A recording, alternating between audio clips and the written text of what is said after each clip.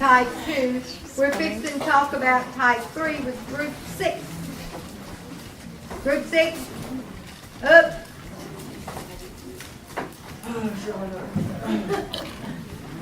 Alright, so we were assigned type 3 hypersensitivity reaction.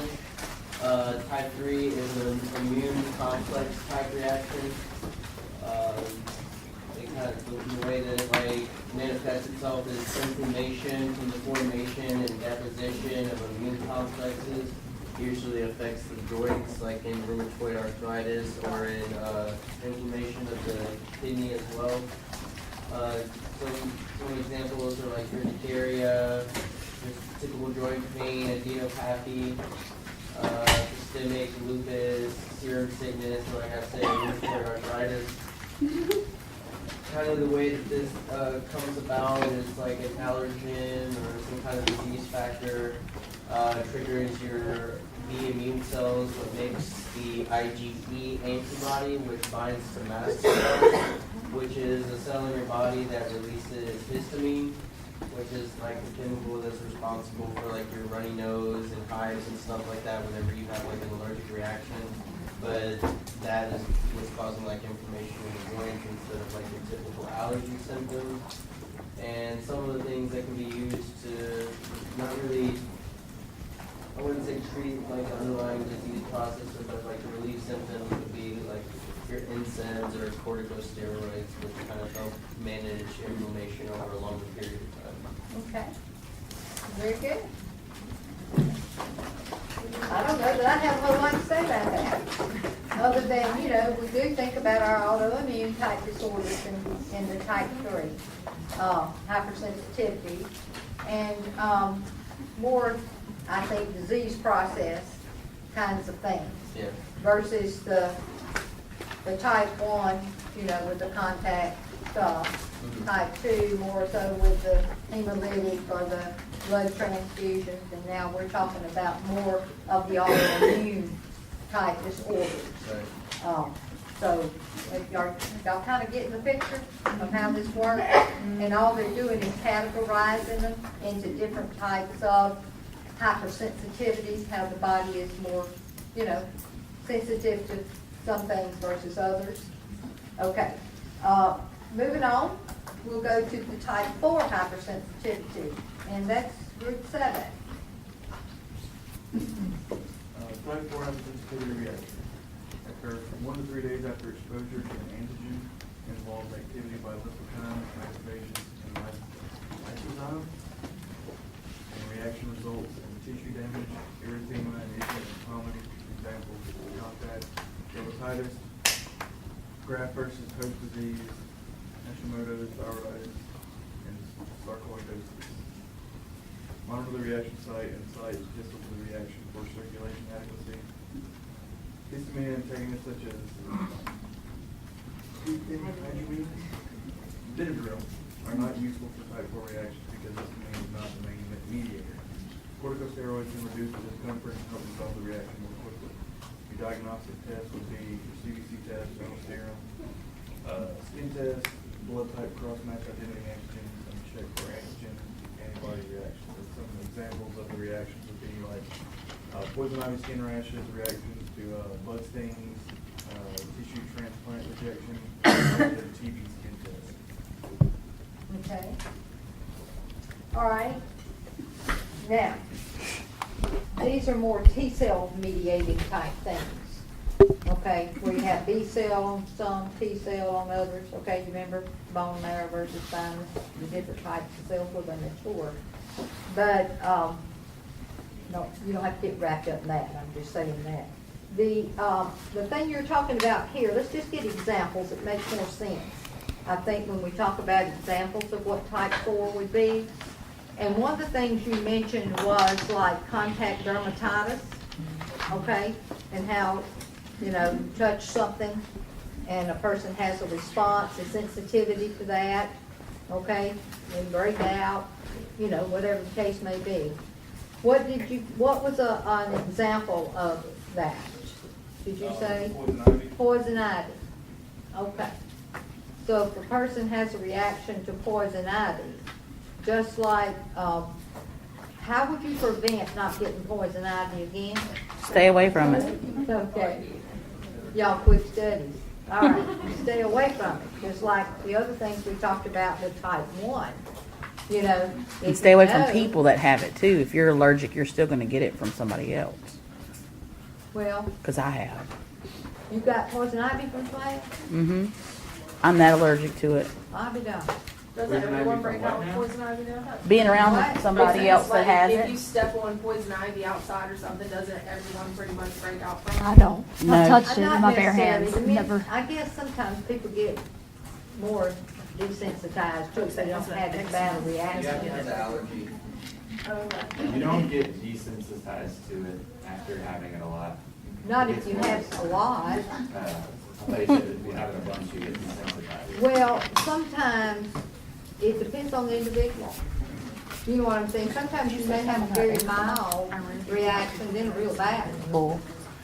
You know what I'm saying? Psoriasis and Sometimes that's how long the oil stays on your skin.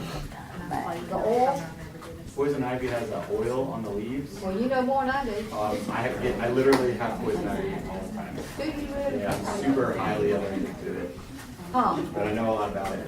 Well, good, okay, more about it. It's got a urshinol. Hey, y'all listen, he's talking about this poison ivy, I'm trying to learn. It's got urshinol oil, I think is how you pronounce it, starts with a U. It's on the leaves and the vine of the poison ivy itself. If it gets on you, that's what causes the reaction with people that are allergic to it. Some people aren't allergic to it at all, but the people that are allergic to it, if if a small amount gets on their skin, you know, they'll break out or they'll have a reaction wherever the oil is on your skin. But once you wash your skin, you can still have the rash, but it's not contagious at that Okay. point. The problem is it gets on your skin and you sweat and it drips down everywhere else. So a lot of times you'll see people that have a really bad reaction, they'll have like lines that look running down their arms, their legs, their body. Oh my goodness, and that's because And of the if you sweat? don't, yeah, it's because it's an oil, so it sits on top of sweat and it runs down. Mm-hmm. So the longer it sits on your skin, the worse, typically the worse the reaction is going to be. And Oh, okay. Wash it right after. if you wash it right after, usually you'll have a mild reaction. And if they let Okay. us say, like if you're camping for 4 or 5 days, What do you you're wash going to it get with? really bad. Any So see, degreaser, he's answering your questions over there, Dawn. not everybody any kind necessarily of is allergic. degreaser, like Dawn dish soap, Because I heard something about like washing it or rinsing your skin with alcohol or um, something. literally anything that's going to cut grease. So soap. So Okay. they have Ivorest or whatever they're called. It's like a shampoo that's designed to get it off. But once you get it, if you have a dog and your dog gets into it, you pet your dog, gets on your hands, anything you touch, it can be pretty ugly. And I can see that happening. Yeah. The contaminated clothes with non-contaminated clothes. You're just wash a contaminated ones like 3 times. Yeah, wash a lot. Wash I your know a lot of sheets. people that don't know that when wash their clothes and they can't figure out why they keep getting rid of it. Okay. You get on your pets, your animals. Well, see, I didn't know that much about poison ivy. I know a lot about It ain't no fun. I look at a picture of poison ivy. And you get a reaction. Me too. That's what I said, from somebody else having it across the room, I feel like I break out. Okay. Well, see, that's interesting to me, because see, that's the thing, is that, you know, unless you have these reactions, you don't know as much about it. Okay, because there's no need to know as much. Well, You know what I'm here's a saying? fun But if it fact. affects you, Burn poison ivy. huh? If you burn poison ivy in a burn pile, and someone who's really sensitive Inhales breathes it. in the smoke, Yeah. it can get in their airway, it could be like that. Yeah, I can see that, just like with the latex. Yeah. You know, that would make sense to me. My aunt. Okay. She was pulling off the All side of the right, wall. guys, Didn't know she was that's a allergic. type of sensitivity. That's type 4, okay? Now, it talked here about, other things like the graft rejections, you know, and how that can happen with, the organ itself having some antibodies that, you know, doesn't match the individual. And they have antibodies that builds up against that and causes a reaction. And they talk about the TB test. Didn't you mention the TB test? Yes. You know, and that kind of inflammatory process that happens, you know, as a result of that medication. Okay? So that's a sensitivity to it. Now, everybody might get a little local reaction, you know what I'm saying? But if it starts to swell and all of that, it can be not necessarily from having TB, but it could be from the actual inflammation from the medication. I'm allergic to the TB. Are you? Yes. You get x-rays? What do you do? No, I have to just do the blood test. The TB gold? Okay. All right. Okay, well, like I say, we just spent some time on those different reactions, just simply because you can see how people can be more sensitive to one thing than another. It can be mild, or it can be very severe. And that's the take home from this. And if you're allergic to something, or you know you're allergic to something, stay away from it. You know what I'm saying? Try to avoid that. Don't go camping too much, I reckon. If you're gonna get around Good luck with that. poison ivy, you got a problem. With Carson, he lives in the woods. Okay, well, that was interesting on Or the Nick poison it on ivy. the I'm beach. glad you shared that with me, because see, I try to stay away from it so I don't learn as much about it. All right, the next group has the active and passive immunity, group 8. Who has that? Okay, so active and passive immunity. Active is basically Yes, the ma'am. response to the disease, and it triggers an immune response to produce the antibodies. It is long lasting. A natural example to that would be the exposure to a disease by infection. And an artificial example would be like a vaccination, which is a weakened form of the disease. Passive would be a person is given the antibodies rather than them producing them themselves. And an example of a natural passive would be a newborn who acquires passive immunity from the mother. And artificial would be a person receiving an antibody containing a blood product to immediately receive protection from some specific disease. And then one of the interesting, I guess, notes that you may want to put in the back of your mind is that active is long lasting and passive lasts only like weeks or months because it's meeting an immediate need. That's very good. Y'all, we didn't clap for everybody. That's really good.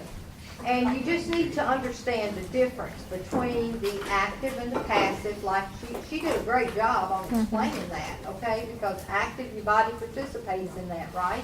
In making those antibodies. And then with the passive, you're getting a temporary, type of antibody just given to you. And so there is on canvas, y'all got that little sheet right there? You see this little sheet she's holding up right here? Y'all have that on canvas. All right? So you never know, you might have a question about passive or active immunity and whether it's natural or acquired. Okay? So you all will need to kind of get your mind focused on what the differences are. Okay? But passive, that means somebody passing or something coming to you from somewhere, right? Okay. Now, if it were natural, where would it be passed from? The mother. Huh? Mother to From infant. mother to the infant. All right. And if it was maybe an passive artificial, what would that one be? Yeah. Huh? It would be like a blood product. Yeah, like they were talking about, like the IVIG or the monoclonal type antibodies that they pass. It's temporary, okay, but it was an artificial type passing. It didn't come from the mother to the baby. So like vaccines, like a flu shot wouldn't be this. Because like with the flu shot, you're given like a little bit of the flu, so that would. That's an artificial active. Okay. Okay, because that's coming into you and your body is going to produce the antibodies. They're going to actively make those, but they were given to you artificially. Okay. So it can get a little confusing. So that's the reason that you need to take a minute and you need to get that little chart off the canvas that we put there for you so you can kind of review that in your mind. What's active, what's passive, what's natural, what's artificial. Are y'all good with that? May take you a minute to think about it, all right? So don't confuse yourself. But they have done a really good job up here, and they've got your chart up here so that you all can use that in addition to the handout that's on Canvas. You can read in your book about it, because it just takes me a minute whenever I have to stop and think about, is it passed to me? Do I make it actively? Is it a natural passing to me, or is it an artificial passing to me? You see what I'm saying? So you have to stop and think about it like that. So, let's go back. I'm going to just give you an example. Like if you have a natural, something that's natural, but your body actively gives you that immunity, would be like getting some sort of infection. And that your body builds up some sort of immunity to that. Chicken pox, something like that, okay?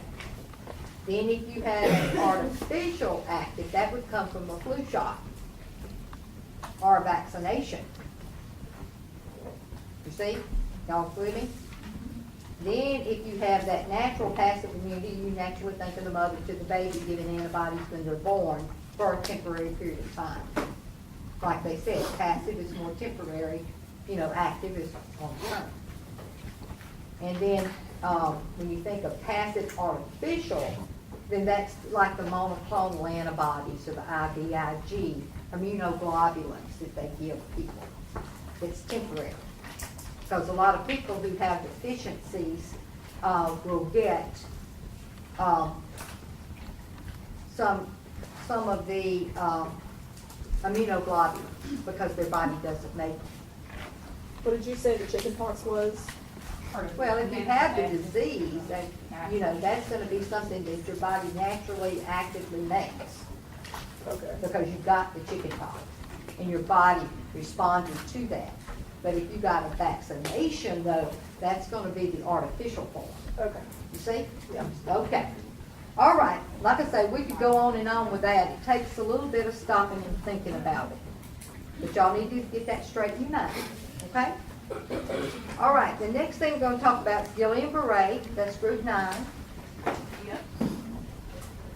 All right. So everybody should kind of don't do it. Everyone should know about this a little bit because we watched that video in class. And the cause of it is a viral infection, and you generally have it 2 weeks prior to showing symptoms. And it's ascending bilaterally. The symptoms are fatigue, muscle weakness, paralysis, sensory loss, pain, and there's no change in level of consciousness. And they usually have respiratory failure. The treatment is plasmapheresis, rehab, and immunoglobulin therapy. And the nursing interventions is maintain respiratory function. That's a big thing because they're going to have respiratory failure. You want to enhance physical mobility, provide adequate nutrition, and improve communication. And they have a high risk for aspiration and a fall risk as well. And it's curable. Stop. Are you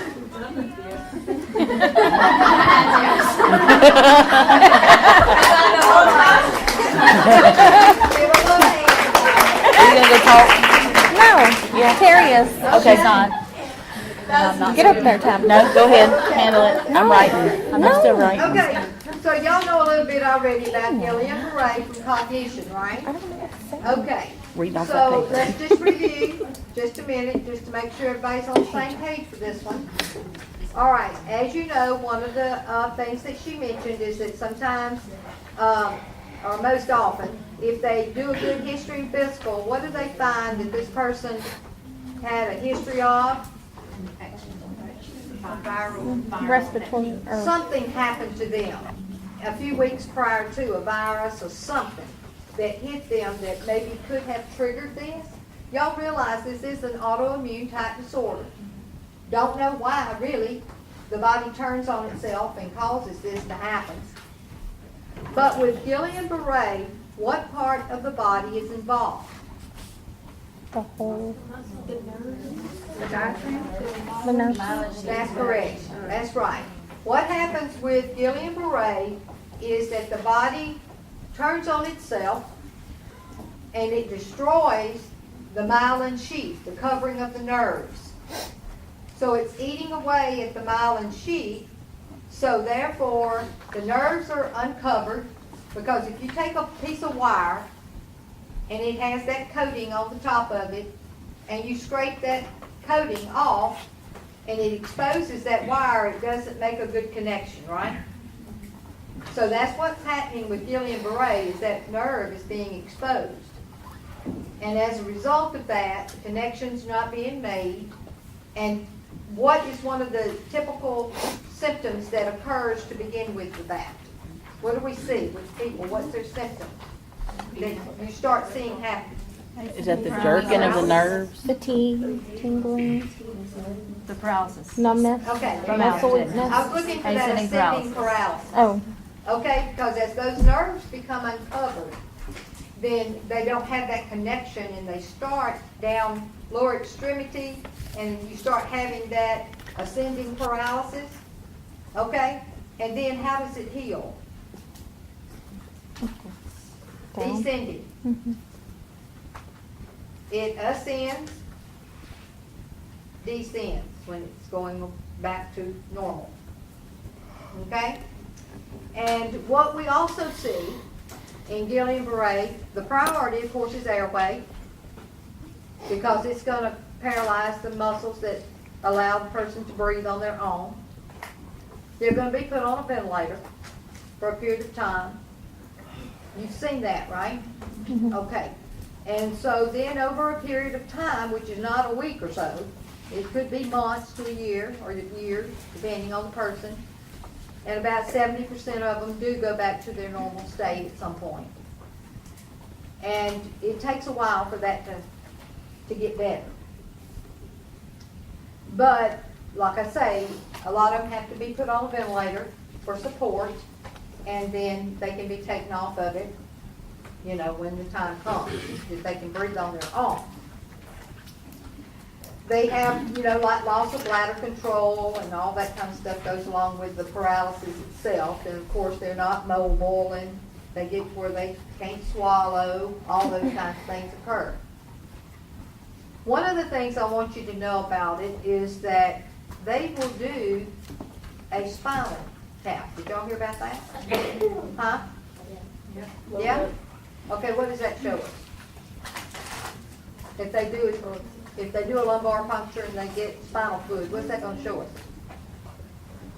Is that the antibodies and the? What Shows happens if in there's an that, infection or not. when they do a spinal tap on a person that has Guillain-Barré, what they're looking for is protein. Mm. Because protein's going to show up in the spinal fluid if they have Guillain-Barré. That's an inflammatory response. So they'll have protein in the spinal fluid, but they will not have white blood cells. It's not an infection. It's an autoimmune disorder. Okay? So y'all remember that. We're talking about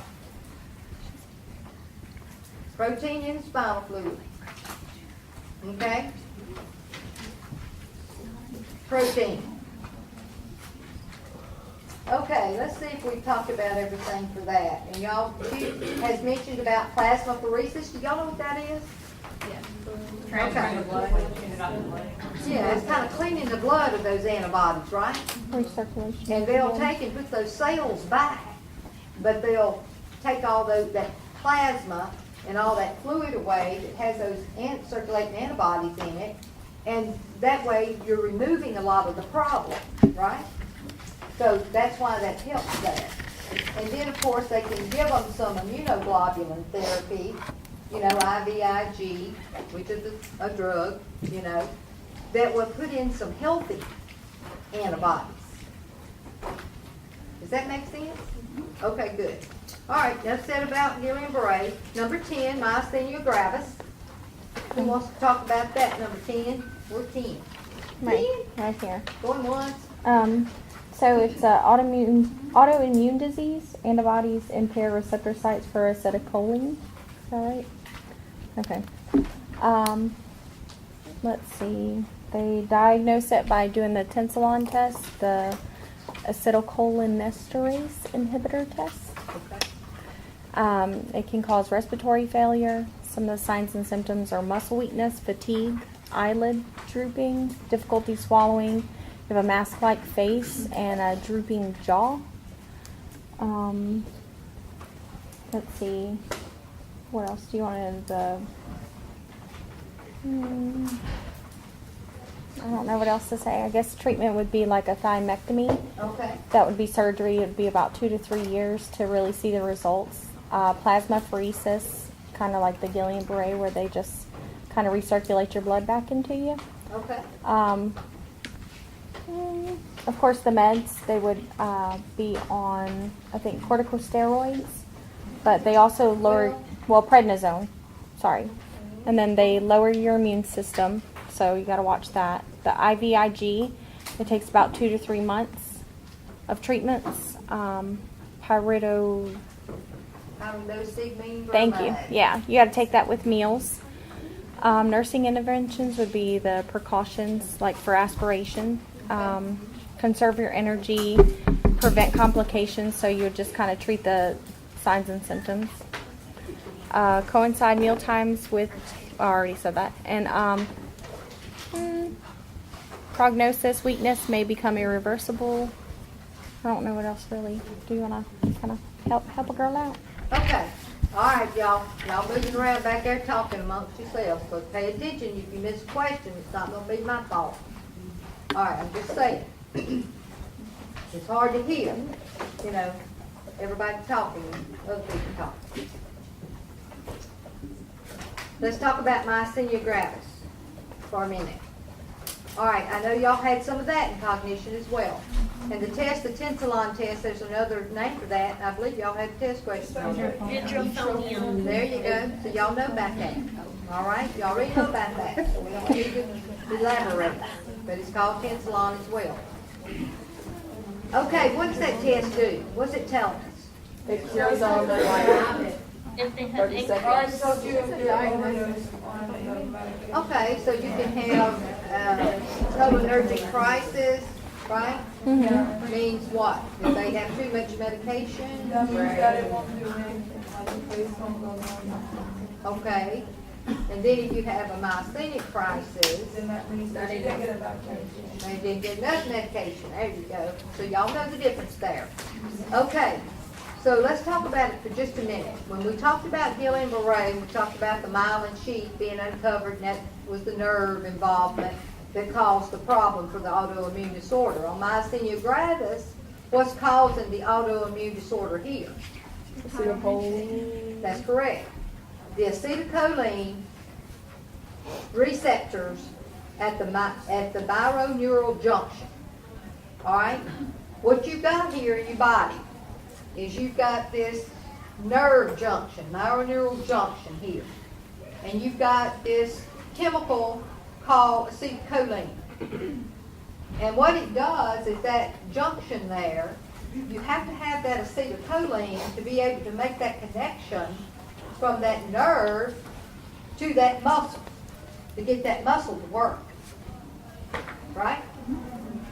So if you don't have enough of that acetylcholine working, then muscles can't work like they're supposed to. Is that, y'all with me so far? Mm-hmm. Okay. So what happens here is that we do the test to see if they get better. If we give them some medication, if those muscles get better, okay, then we know we got a problem with that. Okay? Now, the treatment, as she said, was one of the meds that we're going to give is pyridostigmine bromide. And that medication, what it's gonna do is going to give us some more of that acetylcholine, right? So that it can make that connection. Now, they're too loud out there. Yeah. But anyway, y'all, I'm gonna talk above them. Y'all listen. This is something you need to understand though, because y'all gonna hear this again in level 3. We talk about all of these autoimmune disorders in 2 and 3. All right, we just expound on them some more in 3. All right, so take good pictures of your things. You may need them next semester. Who knows? All right. So when we're talking about the medication that we're giving, the pyridostigmine bromide, that we're going to give these folks for myasthenia gravis, so that they don't aspirate, they can swallow better because their muscles will be working better, okay, after they've had this medication. So we give that medication like 45 minutes before they eat so that they have better muscle control and prevent aspiration. The muscles work better, right? Okay. Now I know, in cognition, when y'all talked about this, what did they say for you to do when you give that medication? Huh? Have a little bit of food with it to keep the stomach from being upset or irritated, whatever. Okay? So it kind of defeats the purpose if you give too much food. So it's just a little bite of food or something to coat the stomach. I want y'all to understand that process, okay? We're not talking about giving them a meal 45 minutes before they eat a meal.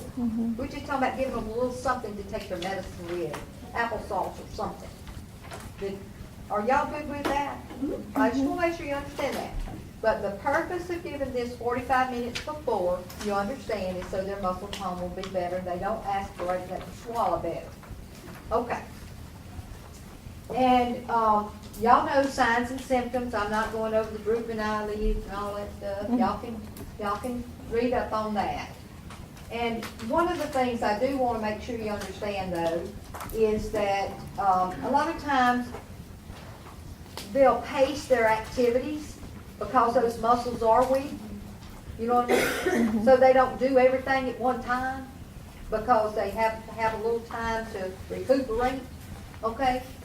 And the other thing, they're probably better in the mornings, after they've rested. Also, when we send people home, a lot of times that are having a lot of difficulty with their swallowing and aspiration is a possibility and so forth, what do we teach them before they go home? Do y'all know? What might we teach these folks' family? Puree their food, maybe. Well, not to eat, would you want them not to eat so long before they go to bed? Things like that, because the aspiration linked to. Okay. You got to think about their meal times, yes. And you may have to sit them up, right? Smaller meals. What I'm looking for here, what I'm trying to get y'all to understand is sometimes if these people choke or whatever, they need to be taught how to respond, how to do CPR. Make sure that they have that suction at the bedside. Some sort of life-saving things. Okay? Because these folks could choke to death. You know what I'm saying? So you can have, bring suction home. Yeah. Yeah. And we teach them how to use it. And we teach them how to do CPR. That kind of thing. So that's one of the things I remember about myasthenia gravis that we teach. It's important. Okay? All right. Y'all think we covered that? And she mentioned about the prednisone. Sometimes they'll give prednisone. Just for the autoimmune inflammatory type process, and IVIG, which gives them some more of the healthy antibodies. All right, what y'all think? Y'all good with that? Okay, good job. All right, now the next thing's number 11, systemic lupus erythematosus. Who has number 11? Great, that's us. Okay. This is basically, it affects the connective tissues in your body, so it goes to a lot of organs. It can cause a lot of organ failure, so that's one thing you want to watch for. The lupus nephritis, I guess is how you say it. That's the leading cause of death with that disease. The main sign and symptom that we saw was the butterfly rash, and that's like on the nose and cheeks. It's like a rash that they get.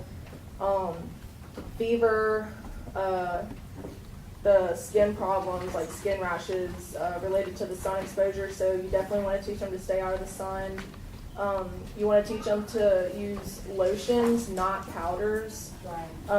Also, this one, small frequent meals, like we learned the 6 meals, small meals a day. Teach them to limit their salt intake, avoid alcohol. You want to watch their kidney function with this one, so the bun, creatinine, and their urine output. And then for interventions like the meds, the prednisone, and obviously you want to taper that. You want to taper off of that, and then the immunosuppression therapy, the methotrexate, and pregnant women should not take that. Okay. All right. So you got a lot of key points up there. See, that's what I wanted y'all to do, was just kind of hone in on the important key points. And let me just say something to begin with. Y'all are going to, I want you to know the difference. I don't know if you'll have a test question or not, but I want you to know the difference in the event. That if you have what we call discoid lupus, that involves only the skin, this coin-like discoid type lesions that come up on the skin, it's called discoid lupus. What we're talking about here is systemic lupus. Y'all know the difference in skin and systemic, right? Okay. Because we're talking systemic, something that can affect any organ in the body. All right? It's not limited. It's systemic. Y'all know what that means, going through your body. And so it's called the great imitator because a lot of people are not diagnosed early with it because they really don't know what's going on with them. All right? But the butterfly rash, as you said, is a typical symptom of SLE or discoid, you know, because that's skin. All right? And she mentioned something important here too, is that you got to watch the kidney function. Because the leading cause of death in SLE is lupus nephritis. If the kidneys fail, pretty much everything else is going to fail. Yeah. One thing starts and the others go. But that's important to know. Also, she mentioned about, you know, putting the patients on prednisones and tapering them off. Do you understand? All of you understand why you taper steroids? Yeah. So I feel. Your body produces natural steroids, and whenever you stop it, it doesn't know to like it's confused. It doesn't have an opportunity to pick up and start making it yet. Right. Because you've been doing it for it got lazy. And it didn't pick up quick enough. So if you taper it off, it gives your adrenal glands the time that they need to start producing it again for you. Okay? So you don't want to lose yourself without it. All right. As far as things here, this is nursing things that we teach our patients about lupus. One is that, you know, first of all, like she pointed out, is that you don't want to use powder, right? That dries. That's not good. Okay, don't be using any powders. Use lotion, not powder. Also, the other thing is, why do they not need to go out in the sunshine? Sunlight. Cause a rash. Okay? It causes skin problems. It exacerbates that. It causes them to have what we call a flare-up or an exacerbation. So, does that mean they can't go out in the sun? Mm-mm. Yes, they can. Just don't stay in direct Protection. sunlight. That's right. So how they gonna protect themselves from the sunshine? Sunscreen. Sunscreen, long sleeves, hats. Okay, so you understand that. So you understand that when we're teaching people about a disease process, these are things they need to know. You go outside, you gotta cover yourself, right? Wear long sleeves, long pants, wear thin ones. You know what I'm saying? To protect yourself, because you don't want to flare up and you don't want to end up having problems with kidney function. Now, y'all remember I told y'all from the get-go, one thing y'all needed to do is make yourself a list of lab values. Some of you have, some haven't, right? But you're gonna need to know lab values on these conditions, like with this one, what you pointed out about your BUN creatinine. You know, that'll tell you whether your kidney function's good or bad, right? Mm-hmm. Or something going on. So you gotta know lab values as well. All right, let me think if there's anything else there I want to tell you about lupus. I wanted to ask, we saw, like, we put up their joint pain and swelling with that one, and like, in the HEI book, it has that NSAIDs is used for that, but you also, like, NSAIDs is contraindicated with kidney problems. That's true. So, like, should we know, is that important to know, or? Well, there again, you know, not everybody has kidney failure yet. You know what I'm saying? Yeah, So I guess it would depend on the stage that they're at. okay. You don't want to cause kidney failure by giving them too much Right. NSAIDs. So You know what maybe I'm that saying? could be the adults, and then we caution in the older adults. Well, older adults, and that's a good point you're bringing. Y'all got to remember, you know, we talked about this the other day with another subject about the older adults, and your objectives talk about the older adults and, you know, all this good stuff about them, is that they're more at risk for any complication, any condition, because of their age and the aging process, okay? So if you've got a person who has lupus and they're an older adult, then you would be real particular about that, about giving them too many NSAIDs to damage their kidneys even further in addition to this. So you see what I'm saying? It's an individual thing, but there again, just being an older adult would put them more at risk for a kidney problem. Okay? Y'all remember that. Older folks get sicker quicker. And let me take that a step further, because y'all might need to know this. Okay, I know it's time to break again. I hope we get through. Are we going to close? Not really. We got a lunch at 11. Oh, Was it 12? yeah. Oh, we're at 11. No, Every day's different. every day is different. That's right. Every day is different. Flexibility, people. Flexibility. All right, y'all, we got to move on, but I got to tell you one thing about this, then we're going to take a 10-minute break and come back and finish. All right. When you talk about older folks, though, all right, now, they, in general, like I say, are going to have some issues, but there was something that was particular I wanted to tell you. Man, it got me off my train of thought with lunch. You said they get sicker quicker and something else. Yes. Let me think. Give me just a second. Kind of went through my mind there too quick. Oh, I know what it is now. You know, I have these moments. As long as I remember, I'm doing okay. All right? Okay. Now I'm going to give you a pen. Now, what I want to tell y'all is that you can go assess somebody that's older, and, you know, they may have a normal temperature, right? But they still could be sick. Mm-hmm. You know what I'm saying? All right, sometimes you see people that you say, well, I just can't put my finger on what's going on. There's something going on. Okay, first of all, they're 75 years old. Okay? Temperature is okay. Respirations is okay. There's something ain't right. Okay? What do? Check it out. You got to check a lot of stuff. That's right. You might go check their labs, you know? You might go, like you say, check level of consciousness, whatever. Might look in their mouth, see if they got anything going on in their throat. You know what I'm saying? But if there's something going on, sometimes you just have to do a little bit more investigating.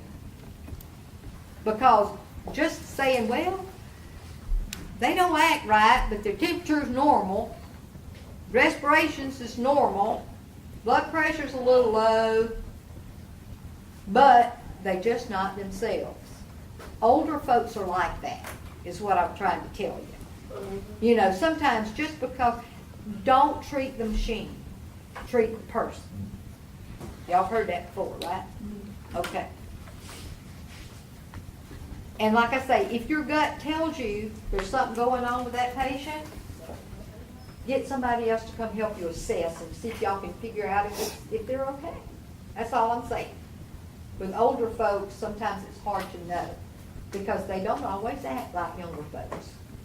Does that make sense? Mhm. All right, well, we'll take a 10-minute break and come back and let's finish up, okay?